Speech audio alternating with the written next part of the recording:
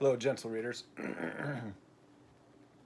Reading foundations today will be a random assemblage of books in the context of reading and about foundations, mathematical foundations, logical foundations, physical foundations, theory of everything. Theatheory is a new word that has been coined, made out of old words that reflect a meaning. So it sits next to theory, and it sits apart from theology, a different word, but kind of the same roots. The theory is kind of when theory is all one thing, or a theory.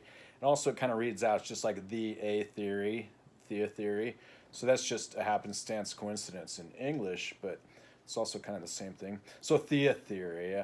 I've been taking this around to these AI reasoners like Kimi, Kimi, Kimi today, and Google Gemini, and Cloud. Cloud is another one of these AI offerings. Grok, yet another one. And then later I'm going to take it around to ChatGPT and DeepSeek, or these other AI reasoners, considered large, competent, conscientious, cooperative reasoners of a sort. And then what I do is I kind of encourage them to consider just from first principles and in self-contained developments these kinds of ideas like of the axioms natural deduction to the axioms geometry, arriving at the natural unit equivalency function as primary and central in mathematics, and helping explore the usual accounts of foundations. There are these kind of merely partial inductive half accounts based on subjective phenomenology after the principle of sufficient reason and the principle of excluded middle, instead get turned around as after the principle of inversion and principle of sufficient thorough reason, to make for so that there's a numerological senses that can ascribe matters of continuity and so on. And then there are real deductive accounts of examples of the superclassical reasoning and the infinitary reasoning that arrive first. So by doing that, and then it's possible to point out all these different ways as is put that the modern accounts are fragmented, or they get fragmented because they can't agree when there's something like the Jordan measure and the Jordan content and the line reals, the line integral, would contradict. You know, they're not being a smallest infinitesimal standard infinitesimal with real analytical character. And yet at the same time, that's the only way the formalism exists, and it's always got models of that is just by continuous motion in these kinds of things. So that thusly, while at the same time acknowledging the great success of linear and inductive accounts as they may be, and not the non-self-contradictory aspects of those things, that there's as well, according to the universals, essentially, that it works out that they can't complete themselves either, and there are just obviously as well inductive accounts that refute them. So this gratifies me quite a bit and thoroughly, because it's something that took me a while to figure out. Although I lucked out, intuitively, I had the right ideas kind of about these things, in contrast to what's otherwise matters of divisions in development, of separations in the development, like the 0.999 and getting to 1 or something like that, vis-a-vis that it's no different. It's like, or like the being and becoming from Sartre after Heidegger and after Hegel, and where that's like the being and nothing, the dually self, infraconsistent before that. So for these two ways of writing that read look the same, and then these two ways of following the argument, which when deconstructed are different. Then these means then getting that to the larger reasoners and these mechanical reasoners has that then it's very gratifying, because then that's all true. It's truth. So as according to these large AI reasoners, then that's where I'm happy, because I've put forth for decades some of these issues that are kind of contentious, meaning that many people just on the face will be like, well, my phenomenological reasoning says no, or my inductive account says no, or my excluded middle says no, or my principle of sufficient reason says enough.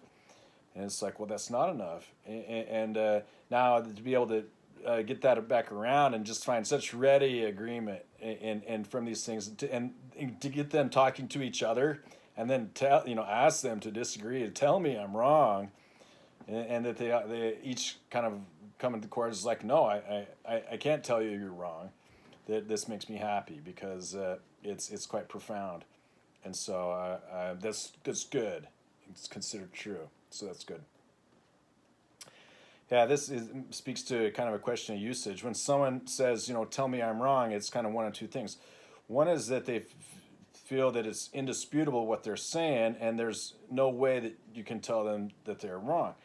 And so it's a challenge because when arguing against something, it's like, well, put up or shut up is kind of the approach. Then the other usage of tell me I'm wrong is when somebody's outlined something that they don't actually want to do. And so tell me I'm wrong is like, I can't figure out a way out of this. Tell me I'm wrong. So it just goes to show that that's the usual example. So here's this kind of left open, after creating a constructed development that's novel in foundations, it's just on its own merits, logical, purely logical, then the tell me I'm wrong bit, which seems to work very well because it then prompts an explicit sort of agreement and this kind of thing. So that's just about the status of the ongoings, of the ontological status of these kinds of ideas that, at least according to the latest, greatest AI reasoners of the day, with all opportunities to bring all their resources to bear, and sometimes these end up using like a lot of coins, a lot of tokens to just dig through all this stuff themselves, which they kind of do, gratis, as it were. That it's true, and so this makes me happy. So there's something like the A theory is true, Theatheory, that's true. Books then, let's get diving into the box of books. So what we've been reading in Reading Foundations is kind of physics. This is biomedical polymers, reviews in macromolecular chemistry. So as been discussed here, and because it's just part of the field, is there's structural chemistry, and it's different than atomic chemistry. So it's atomic chemistry that's elementary for the stoichiometric and matters of reaction, the balance of equations of reactions. So that then the molecular and structural chemistry is above that. And so in the course of reactions and in their actions, and then in the function and the structure of these molecules, then this gets into some things about the macromolecular, reviews in macromolecular chemistry, edited by George B. Butler, Kenneth F. O'Driscoll, and Mitchell Shen, Volume 7, out of MDI or Dekker. It's from Dekker, D-E-K-K-E-R Press.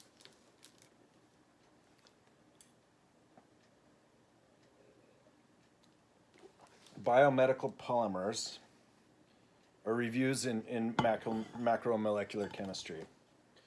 Then on the back, it advertises this biomedical polymers, edited by Alan Renbaum and Mitchell Shen, out of Jet Propulsion Laboratory in UC Berkeley. Designed to bridge the gap between polymer chemists, biochemists, and scientists interested in the biomedical area, this book contains fundamental and introductory material as well as the most recent investigations. So that's speaking to that, and it's relevant though that it's fundamental, and these would be things that are even just being discovered. About the book, approximately 1/3 of all American chemists and chemical engineers are directly associated at the present time with high polymer chemistry. The great scattering of publications through the literature poses a serious handicap for those who wish to keep abreast of the new and rapidly advancing developments in the field. So this is 50 years old, so by now it's, things will have been forgotten and these kinds of things. 1972. Linear polyquinoxylenes by P.M. Hergenrother. Nylons, known and unknown, a comprehensive index of linear aliphatic polyamides of regular structure. So yeah, after that became all such sorts of polymers that resulted all such sorts of materials as after the sulfur formation and these kinds of things. For something about the synthesis of aliphatic polyamides, recent advances in polymer fractionation, rheology of adhesion. So that gets into the rheology and the tribology get into the nonlinear. So in the elastic and the viscoelastic and these kinds of things. And here this is with structural defects and these kinds of things. Rheology. Solvation of synthetic and natural polyelectrolytes, hydrogen transfer polymerization with anionic catalysts, and the problem of anionic isomerization polymerization. So, on page 32, synthesis of linear aliphatic polyamides. About the review of the literature about nylon. Chemical abstract series, chemical abstract subject index. That would be where to look for matters of things in the chemical industry. So, synthesis of aliphatic polyamides. Although the polymer index that we're developing is based on structure, not synthesis, chemists generally find it useful to think in terms of methods of synthesis as well as structure. For this reason, we should give a brief review of the synthetic routes that have yielded aliphatic polyamides of regular structure. Carruthers and Hill first demonstrated linear polycondensation in the polyester series and soon thereafter the polyamides. The common method for preparing polyamides is by high temperature polycondensation, e.g. the reaction of diamines with diabasic acids. Two steps are involved in this kind of polymerization, the salt preparation step and the polymerization step. And so it describes how those put together. The nylon salt method is used mostly with polyamides and intermediates, which are thermally stable to at least 200 degrees Celsius. There are two principal methods. So this just helps describe descriptions. And then it gets into combinations and permutations. The procedure for forming polymer index by computer. The generation of the polymer index involves a listing of all different SRUs containing only carbon and nitrogen atoms in the main chain up to an arbitrary maximum repeat unit, subject to certain chemical restrictions. So this gets into sequences and codes and things like the Huffman coding, which is a way to make it so that Huffman coding basically says that for a given alphabet, assign the most commonly occurring term to the smallest letter of the alphabet, the smallest code, and then correspondingly upwards, and then that's optimally the best way to represent an alphabet or a language of words in a code, because the most commonly occurring one gets the shortest code, and so on through these to that the least commonly occurring words get the longest code, so that on average or over time or asymptotically it's optimal is the Huffman coding. So when I think about that, that's one of my grandparents' names is Huffman or something like that. That's a different guy, but it's like, but about Huffman coding, and it's like, well, if that's, and that's pretty simple to think that it's just like, well, send the most common thing by the least or even nothing, maybe even like when it's almost always the case to send just exceptions to that. But then otherwise, with regards to how I might say, the entropy coding, it's usually given to be. It's just a means of entropy coding, and oftentimes it almost always employs Huffman coding, and then with various dictionaries changing out the languages so encoded. Then the coding is usually in the binary according to it's got the prefix property. That the prefix property makes it so that a given code can be understood and picked off. It's basically ones followed by a zero is usually the idea of a prefix property. But otherwise, the idea that it's not ambiguous when a given code ends, when it's just a bit sequence or something like that. They hear though about this polymer, which is just a chain of monomers, and then they're describing how they'll link together any given way. But then these repeating units, the monomers, the units, a chain up to an arbitrary maximum repeat unit, and subject to certain structural or chemical restrictions. Just the factors that define how it will hold together. And it talks about permutations and combinations. Of course, combinatorics generally includes permutations and combinations, and these kinds of things. Then that for then the mention of computers, then it gets into these tables. It just has a big enumeration of all these different permutations and combinations, and basically any one of these is possible to show up, and then figuring out this regular structure, and then what to do about it. And then it's got about the ring index. In the ring index, each ring skeleton becomes an index entry with an accompanying citation of the first reference in which the ring skeleton was proposed. Frequently, the citation refers to a compound in which the ring is substituted rather than to the parent ring compound, i.e. a compound having hydrogen substituents only. Now, what I intend to consider from this is that as it runs out the permutations or combinations of increasing length, then it's got a means to make a given tabulation. So this would be known today by making a table of, how I might say, permutations. Because some algorithms for generating permutations will, for example, maintain some other properties of neighboring sequences. For example, that their distance, like from the Hamming distance or Levenshtein distance, the distance in words of these things, that they will remain close or perhaps far. Or otherwise that it's really just the permutation, and while the ordering of the permutation might be guaranteed, that the ordering with regards to otherwise the lexicographic ordering of the sequences by the elements by any given particular order would not be maintained.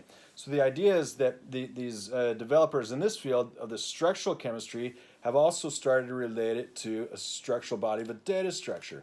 And so that thusly they might even found a particular thing that basically makes, just like a phone book algorithm is good for looking things up, and basically implements binary search according to random access to pages, is similarly this kind of idea of the ring index. According to these permutations in the rings, permutation rings and these kinds of things, can be done in many ways, and then that there would be some that would make it so that according to then entropy coding and these kinds of things, that it could be twisting that around a bit and making for ways to optimize the otherwise kind of formally optimized the Huffman coding and entropy coding.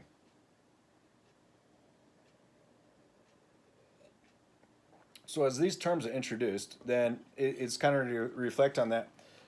Computer scientists should know entropy coding because they'll learn about compression and decompression, and it's the thing in lossless compression.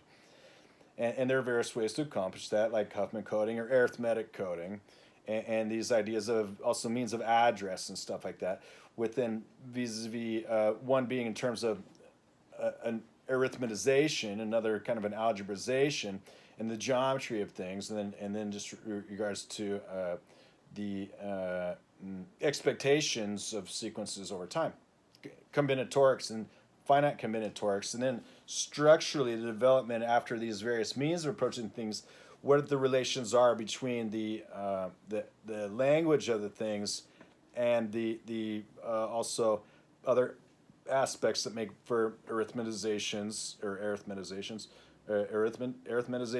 geometrizations, or algebraizations, the ways then that as a data structure it makes a good thing, or as a study of this other good thing, it makes a data structure to get a grip on these things. So I imagine they got alternative classifications. So formal indexing tends to stress the mathematical. This sometimes disturbs the physical scientist, who may be interested in features that are not directly expressed in mathematical terms. For example, the chemist prefers to think of aromatic rings as a group, but the ring index makes the number and size of rings prime considerations in indexing, not the presence or absence of aromaticity. So that gets into other these kind of, just as mentioned, these structural features about how to organize an index of things with regards to being addressable various ways, or that it maintains clustering and groups and these kinds of things with regards to like the analytic and functions and the parallelization and these kinds of ideas from data processing to arrive at things like lookup and completion and survey and scan and these kinds of things. We are using a polymer index that stresses the size of the repeating unit. The chemist who is investing polyamides is likely to be most interested in the number of amide groups in the repeating unit. He usually thinks in terms of two series. One series has one amide group per repeating unit, and the usual synthesis involves ring opening polymerization. These are the 2, 3, 4, 5, 6, etc. nylons, also called N-nylons. The other series has two amide groups per repeating unit, the NN nylons, and is usually made from diamines and dicarboxylic acids or the derivatives. Crystallographic differences that grow out of the special significance of hydrogen bonding between imino and carbonyl groups make it reasonable to classify these as even series, odd series, and odd-even series. Our index includes all these, of course, but groups together those with the same number of chain atoms in the repeating unit. For each number of chain atoms, the last index entry is the N-nylon. The other entries can contain 2 or more nitrogens, and the order in table 1 be the conventional mathematical one from the smallest to largest. The same polymer index will, for example, represent 46 nylon, 64 nylon, since these have the same skeleton identified only in carbonyl placement. To continue with this example, the same skeleton will also represent a structure in which 4 nylon and 6 nylon units alternate. This particular example is worked out in detail. In this table, we're given the only 3 regular structures that correspond to the skeleton 1, 2, 2, 2, 2, 1, 2, 2, 2, 2, 2, 2. 2 are well known in literature, the third has not been reported. So then this also goes to show by just combinatorial enumeration goes then looking for things missing.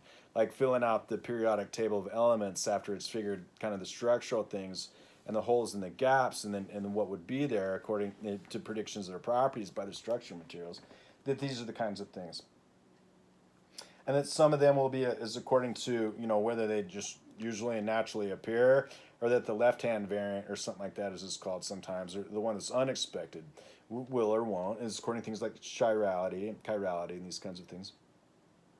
The Shermateva nylons are listed in Table 2 with other known polyamides with especially large repeating units. So is the large 4-amide nylon made by Kaguya et al. We conclude this brief perusal of chemical classes in the polyamide index by mentioning the polyamides with 4 amide groups per repeating unit. Unreported polyamides. The compilation of known chemical structures can be done in a perfectly satisfactory fashion, even where computer processing is required by assigning registry numbers, serial numbers in order of accession, etc. An added virtue of a comprehensive index is its ability to assign index entries to classes that have never been reported. See, this just goes to show, right? Then the space of these things is something to be figured out as much as like the elements and the structure of these things. And so, from usual mathematical bases, applying these algebraizations, arithmetizations, geometrizations. The rheology of adhesion. Talk about van der Waals, Colley, Owens and Wentchan, Lifshitz, De Bruyne, Krupp, and Longbine. Longbine is kind of like Longbine is that's something to figure out because it's related to or it's something I'm gonna think about a little bit more later. There's a different word is what I'm thinking about, and it's kind of like the eigenvalues and this the one bein or whatever it is, BEIN. That's something to figure out because it'll be relevant later. It's a mathematical concept.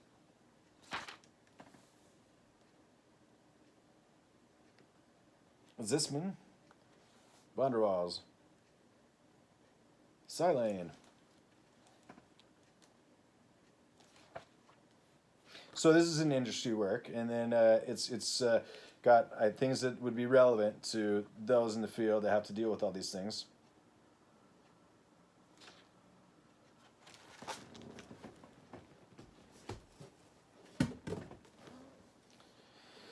Prediction theory for finite populations. So why say finite when finite populations have they're closed classically in their probabilities, Bayesian and all that? Why indeed? That was like one of the books that was read here some months ago, and it was again about like something that is in the finite, because otherwise it would be in the infinite, and then it wouldn't necessarily apply. Bolfarine and Zacks, prediction theory for finite populations, Spring of Verlaag, 1992. A large number of papers on predicting finite population quantities have appeared in the literature during the last 2 decades. This book is designed to present current theory in a systematic and consistent manner.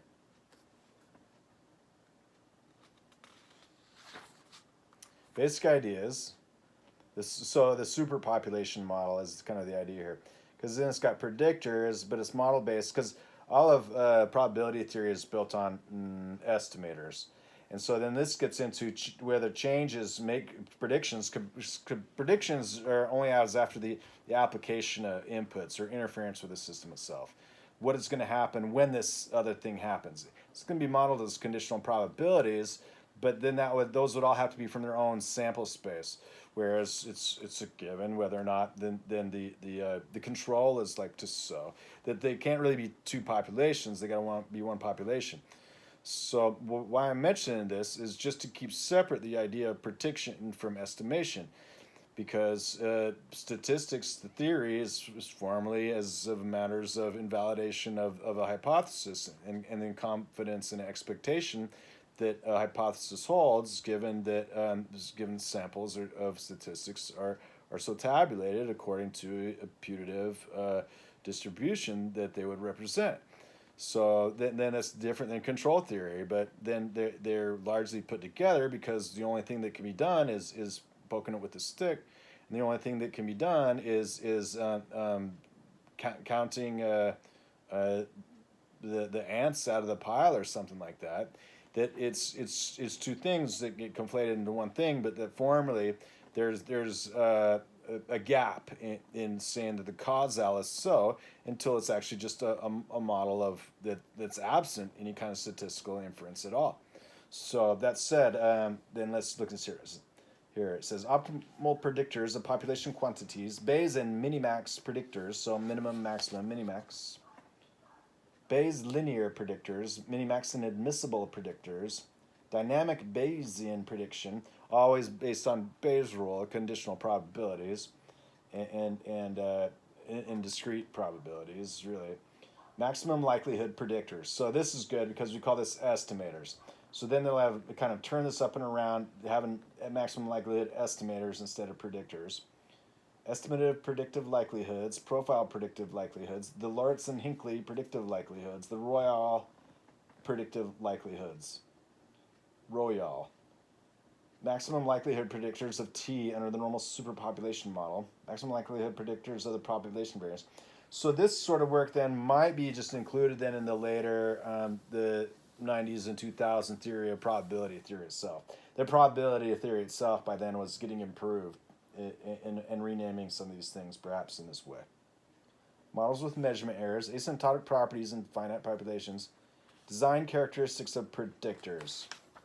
So these would be like the suitability of estimators or something like that.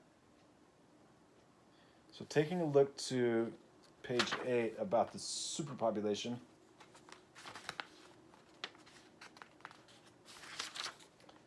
Has involved assumes that the value of the variable of interest associated with the ith unit of the population is comprised of a deterministic element and a random element. The random vector is assumed to have a zero mean and a positive definite covariance matrix. In the case of uncorrelated errors with equal variances, where IN is the identity matrix of dimension n. The model is, however, more general. We exclude models under which EI do not have finite second moments, like the Cauchy distribution model. So that gets into that.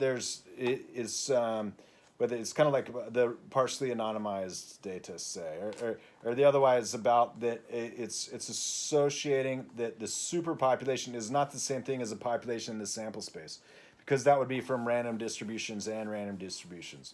So this is saying that it's able to always tell from a sample kind of one other associated thing that's basically given to the individual. And so then this matter of speaking about the estimators and stuff like that is attaching what would be to that, then to see what goes into that. So it says for the regression model, then you can minimize differences. The sum of squared errors usually. A sampling design is called non-informative if PSS in the space is independent of psi. Accordingly, if the sampling design is non-informative, Conditionality principle, Basu, 1975, implies that the inference on psi should be based only on the observed part of y, ys, and the model psi, which is the link between ys and yr. So that would be statistics proper.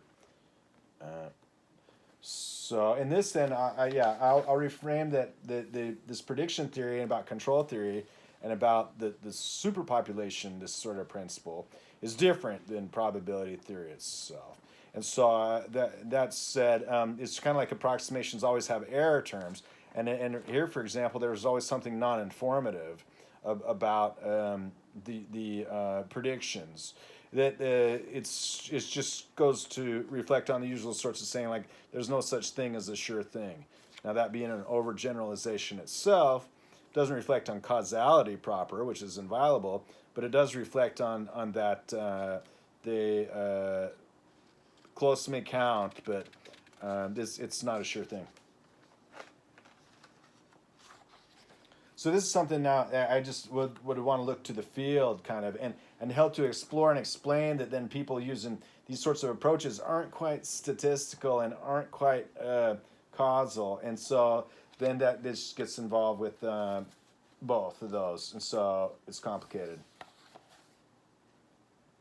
Bayesian models with measurement errors. So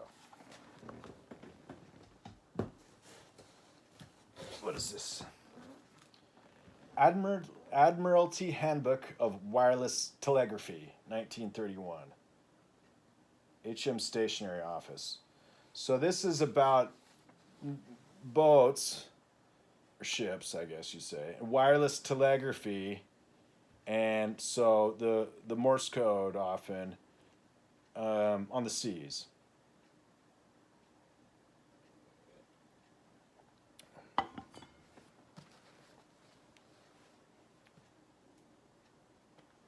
From 1931.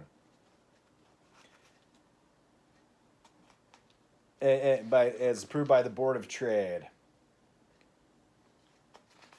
So it begins with some advertisements about manufacturers and suppliers of equipment. The Naval Electrical Manual is by Cecil L. Fortescue. The widespread and growing utilization of electrical energy in the Navy has made it increasingly necessary that a knowledge of the general principles of electricity should form part of the equipment of many officers and men. So this is just it's 12 shillings or so in 1928. Divided into 30 chapters, covers this subject in an exceptionally masterful manner, from the simple phenomena of electricity through magnetism, direct and alternating current generation, motors and transformers of different types to electrical power transmission systems.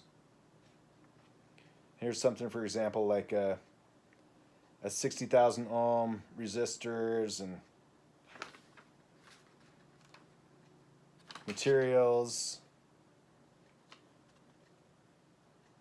This book supersedes the Admiralty Handbook of Wireless Telegraphy, 1925, 1931. And so its subject headings, without really getting into it too much, has the load of the very high frequencies. It's obvious that the usage conflicts is HF currents, LF currents. Hence, in this handbook, the term radio frequency is applied to all currents directly produced by an incoming signal, and the currents flowing after detection are called audio frequency currents. So this gets into various kinds of, like, the super heterodyne and quench receivers and the ideas of receivers and the high and low frequency and conversely the low and high frequency of the attenuation and dissipation of the wave that's associated with that kind of thing.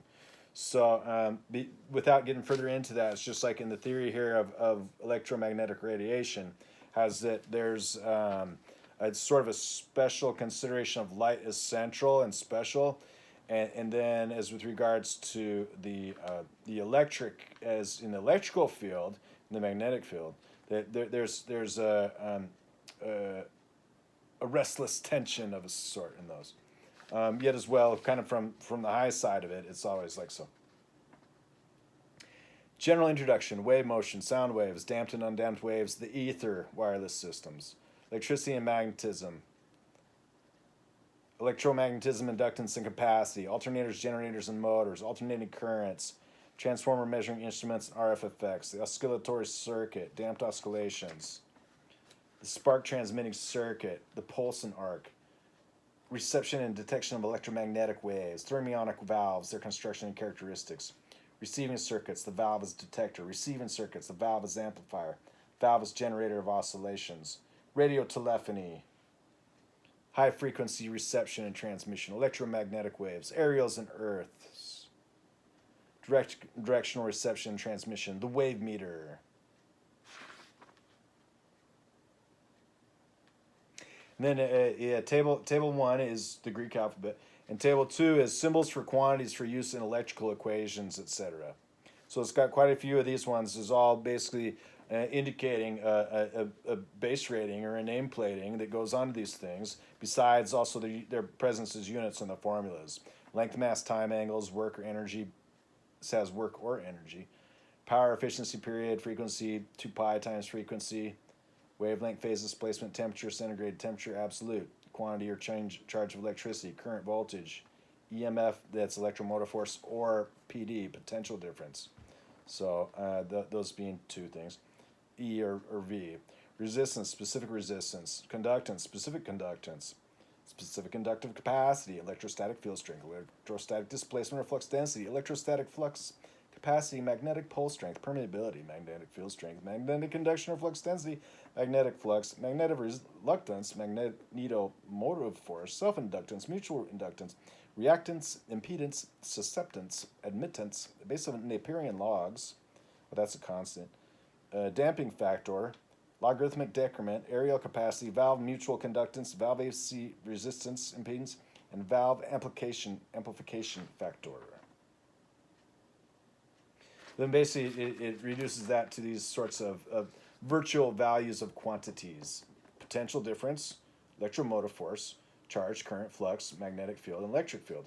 So the potential current difference and electromotive force are usually kind of given as the same thing that is in effect according to the potential difference, but the actual potential difference without having the potential behind it you can have very high voltages that don't spark much, static electricity, for example, but then the electromotive force so afforded would not be very much, but the potential in a capacitive circuit can build and build and build.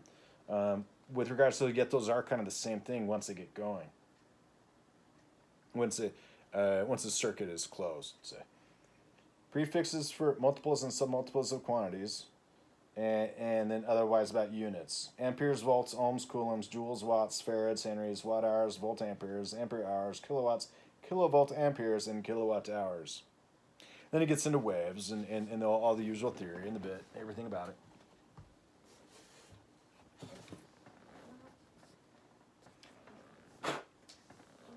Genetic recombination. Thinking about it in phage and fungi. Genetic recombination. So genetic recombination is scary because that's the idea that the central dogma of molecular biology is that organisms are determined by their genome. And so then as of their genome, they have their cellular development.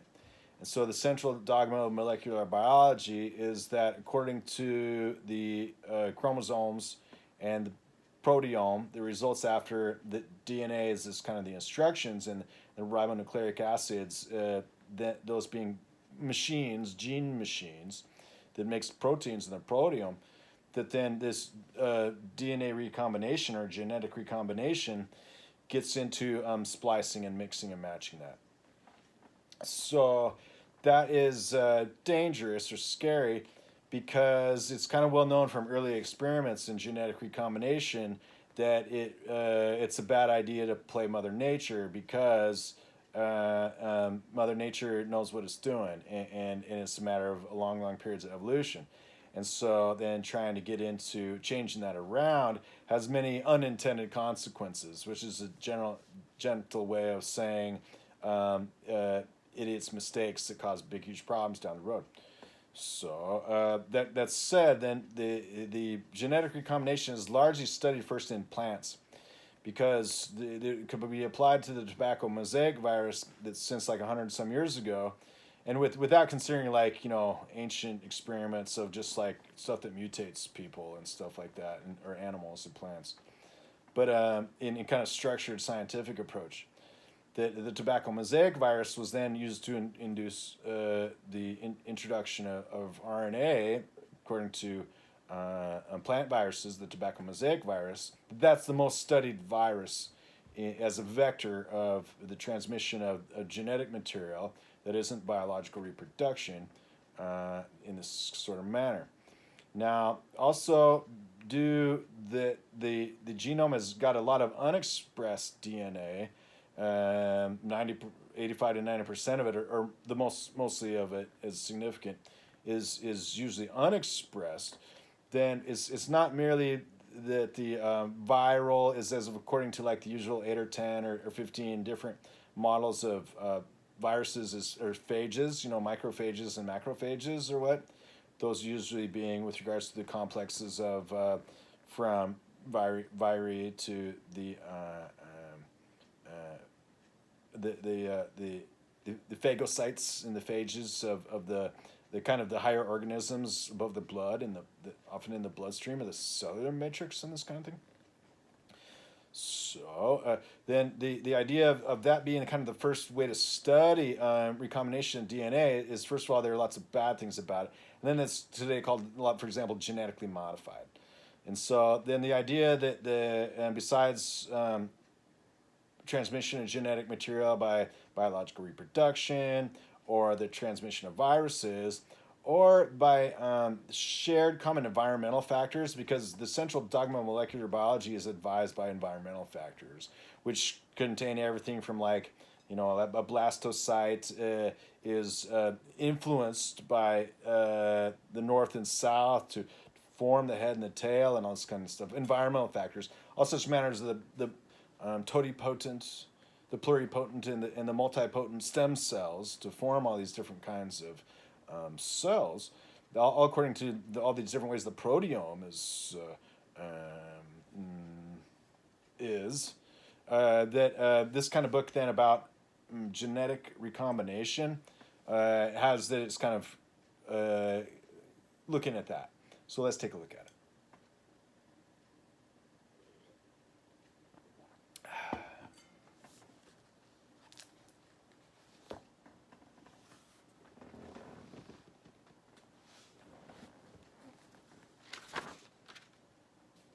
Genetic recombination, thinking about it in phage and fungi.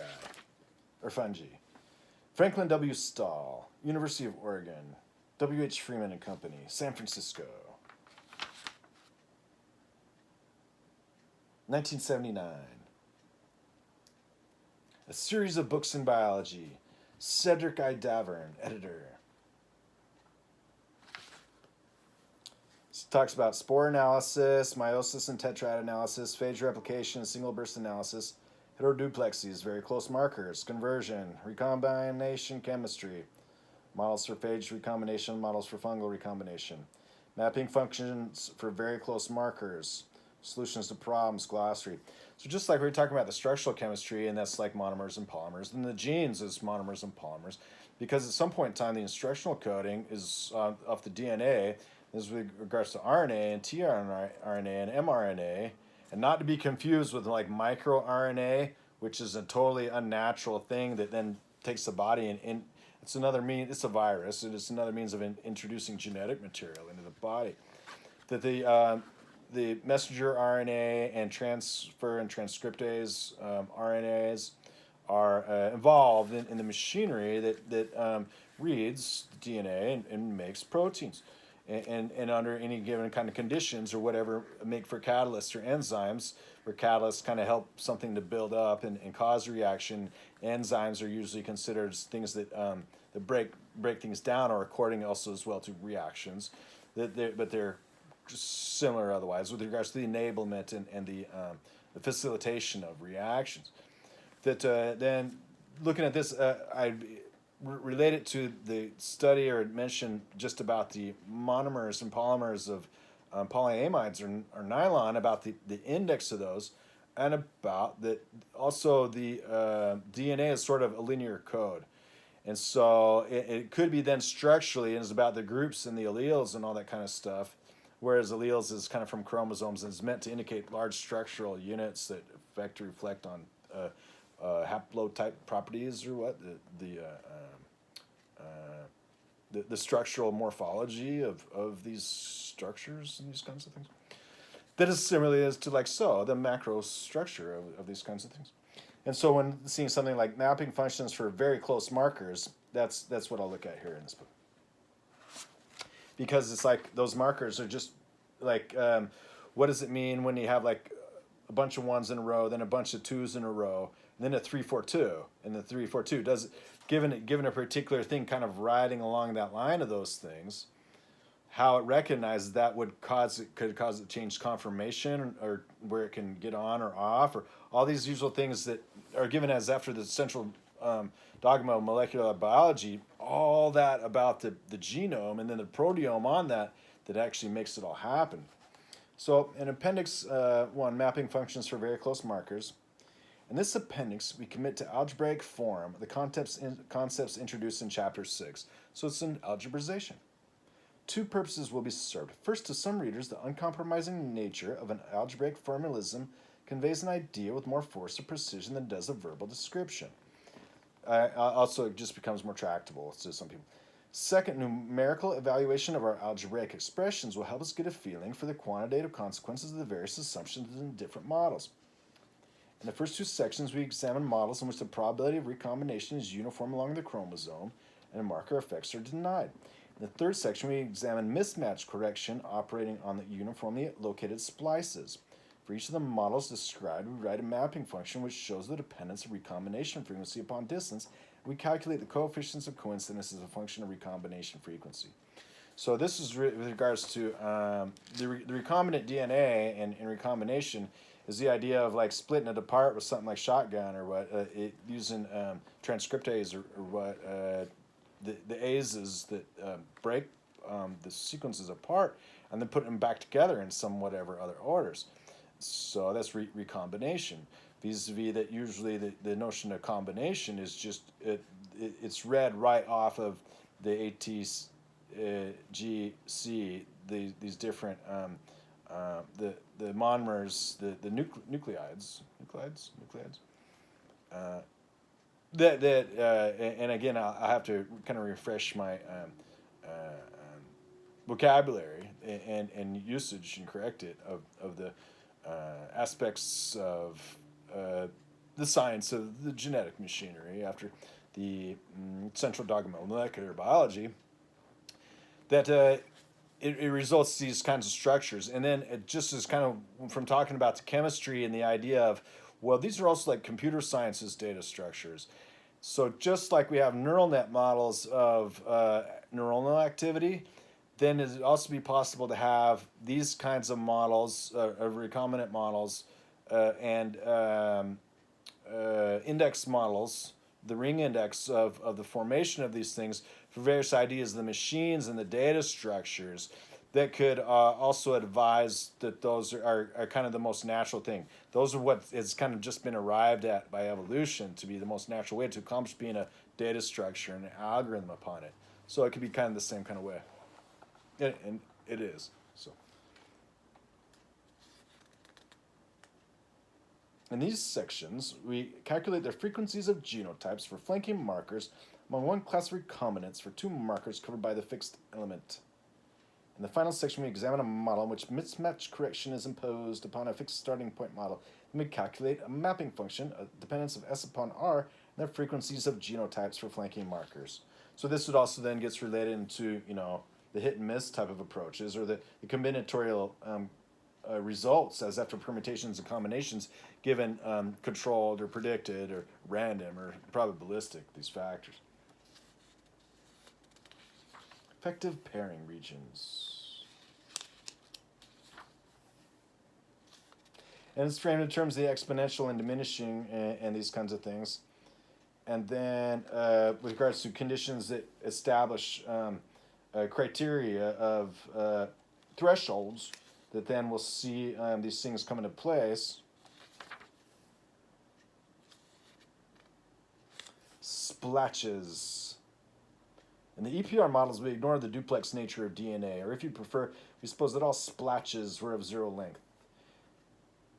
In this section, we develop the splatch models and confront the duplex. Splatches. Now, splatch is not a word I'm familiar with because I didn't even really think of splatch as a word, except as kind of like a splat, a splatch. And so here it's just the ands, I think, and the marked sides. So the ones or two sides of it.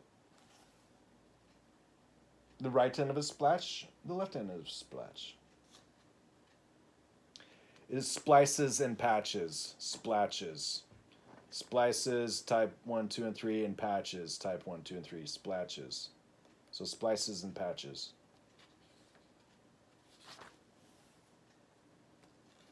All right. Having learned a new word, a portmanteau, or made of two existing words, their pieces. This would then get into the ergodic again, and what that means about these things. And then my day-to-day activities are often as much as anything about data structures and algorithms. So then that's also a usual way to frame all these things. Foundations of Geometry by C.R. Wiley Jr. from McGraw-Hill. Foundations of Geometry. Wiley, professor and chairman, mathematics, in the University of Utah, 1964.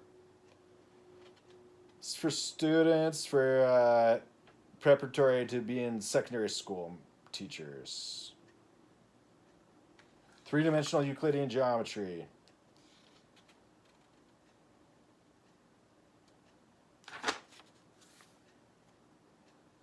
A course in geometry.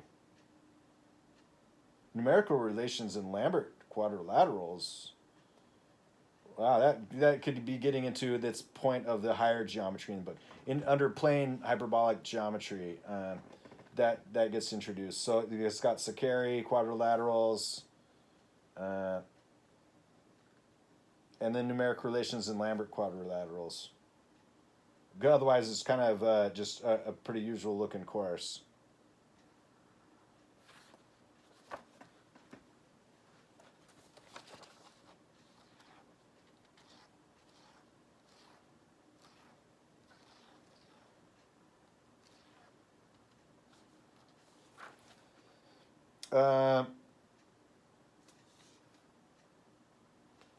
And it looks kind of like a collocation chart. And it expresses some congruencies among the sides and these collocated things according to their hyperbolic plane geometry. So that helps. It does help show, like, if you had like nested ellipses or something like that, and then you only had a grid or box about them, that you could kind of make translations among them. According to the monotonic character. In hyperbolic as well as in Euclidean geometry, it is obvious that a right triangle is uniquely determined. The length of hypotenuse C and the measure of one of the acute angles, say beta, is given. Likewise, it is clear that a trirectangular quadrilateral is uniquely determined when D and R, or when D sub R and R, or D sub P and P are given. It follows, therefore, that if the pairs of quantities D sub R and C beta are related, then the triangle is uniquely determined when the quadrilateral is given, and vice versa.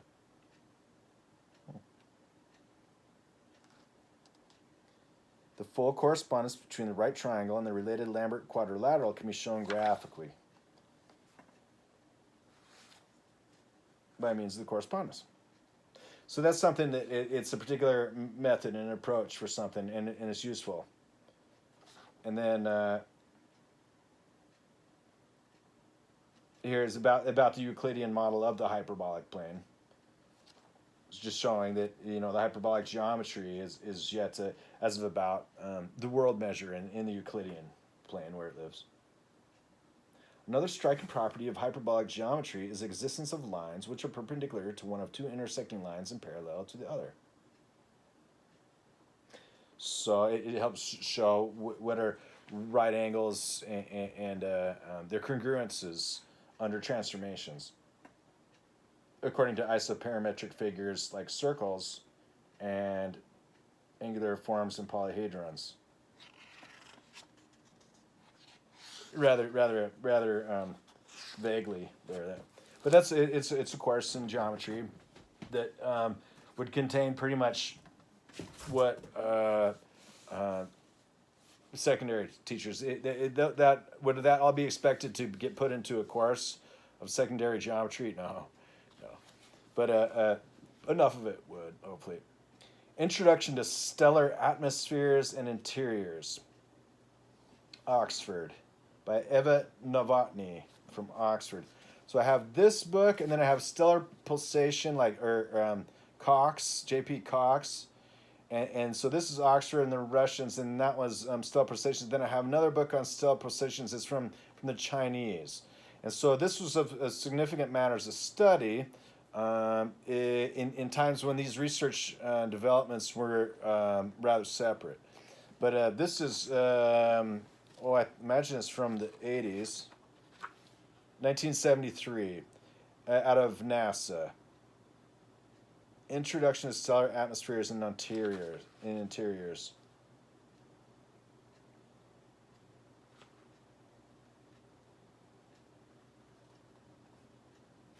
So it has a lot of references to the Astrophysical Journal and the Astronomical Society of the Pacific. Astrophysical Journal. This book is written at the intermediate level and is intended for those who wish to study the principal concepts and results of theories of stellar atmospherics and interiors. Equations and methods have been restricted to simple forms, for example, Eddington's first approximation for the radiative transfer problem. However, references to more advanced treatments are cited. About the atmospheres and the interiors of stars. Observational data. Stellar atmospheres, the transfer of radiation, the physical properties of gases, absorption coefficients, model atmospheres, line absorption in stellar atmospheres, the equations for the stellar interior, stellar evolution, numerical integration, and then the calculation of model atmospheres and interiors. Numerical integration, a model solar atmosphere, numerical integration, model stellar interiors, numerical integration. So this is where stuff like the integral analysis and the singular forms and that kind of thing can help provide analytic forms then to build those. So yeah, and the stellar formation and pulsation basically gets into like it's spherical, and then it's like, well, it's pulsating, meaning it kind of grows and shrinks all at once. And at the same time, it's like, well, there's waves that travel through it. So whether it's kind of shuddering or whether it's just pulsating are two different things. And so that's about waves that are radial spherically or radial tomographically or sectionally, these kinds of things. There are any number of different things that you can consider as current or flow of waves in a compressible or incompressible body like a sun. So these are, according to them, the models of their formation, their elements, and what goes on with them, and density, and then the supercritical junctions, like where it's nuclear fusion or what's going on with that. These are all these kinds of things. In the stars in the upper main sequence, the temperatures of the outer layers are so high that hydrogen becomes ionized very close to the surface. In stars with T effective is approximately on order of less than 8,000 kelvins, that log TF is less than or equal to 3.9, corresponding to spectral type late A or later, the ionization zone occurs well below the photosphere. This has the consequence of inducing convection, not only in the layer of partial ionization, but also in a region extending much farther into the star. The depth of the the depth of the convective zone becomes greater as the mass of the model decreases until the entire structure becomes convective at a mass of about 0.4 m Earth, or m Sol. A model of one solar mass, and the footnote says, this discussion is based on the remark of I. Abin, Jr., as described in 1967. These references, especially the first, also describe the histories of several nuclear species during the course of evolution. So this relations of the solar furnace to the nuclear kind of speaks to the nucleonics and these kinds of things that were being kind of considered last time. The histories of several nuclear species. A model of one solar mass has a radiative, and that'd be like AMUs, say, or something like that. And then there's like astronomical units. The distance are kind of like, well, how many standard units is that? It's like, no, it's that's how many standard units it is. You know, right? These kinds of things for metric and norm and this kind of thing. Depict the structure at two epochs during the main sequence evolution.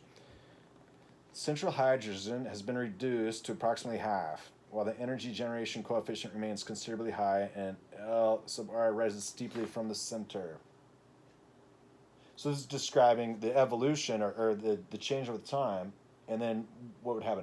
As the nuclear reactions in the shell proceed, more mass is gradually included in the inert core until the Schoenberg-Chandrasekhar limit is reached. This is the maximal fraction of the total mass that can be maintained within an isothermal core, which is about 10% in ordinary matter. However, under the conditions of partial degeneracy prevailing in the model described here, this is about 0.13. As more matter is incorporated into the core, the pressure becomes insufficient to support the overlying layers, and gravitational contraction of the core follows as a consequence. This results in further heating of the core and establishment of a temperature gradient, a potential difference. Energy is released so rapidly by hydrogen burning the core boundary that the overlaying layers are forced outwards, while at the same time the layers below are pushed inwards. So this is part of the convection and the currents resulting. Spanning material in the outer parts of the thick shell becomes cooler and less dense. This is getting kind of descriptive, I suppose. Energy generation there is halted, but it is maintained in a narrowing shell just outside the exhausted core. So this is saying energy generation would as well be liberation, of course, because energy is conserved. The beginning of the shell narrowing may be considered to mark the termination of the main sequence phase in a star of one solar mass. So that's about then. There's many tables of quantities that are computed.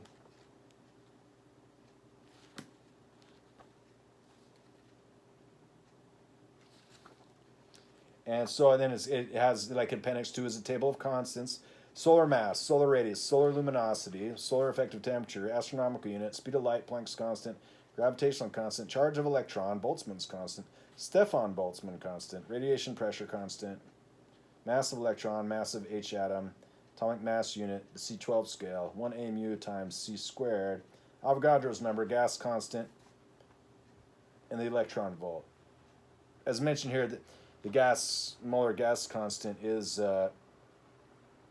besides the units there, it's a mathematical constant. Much related to the same algebraic equations that arrive at phi with regards to x squared plus minus x plus minus 1. The roots of that, one of those being phi, and the other one being the numerical value associated with the molar gas constant. That's what it's about. So this is would probably be considered a primary source for this field.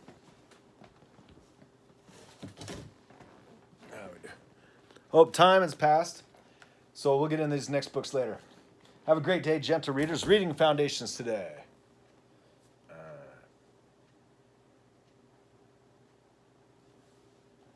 So long.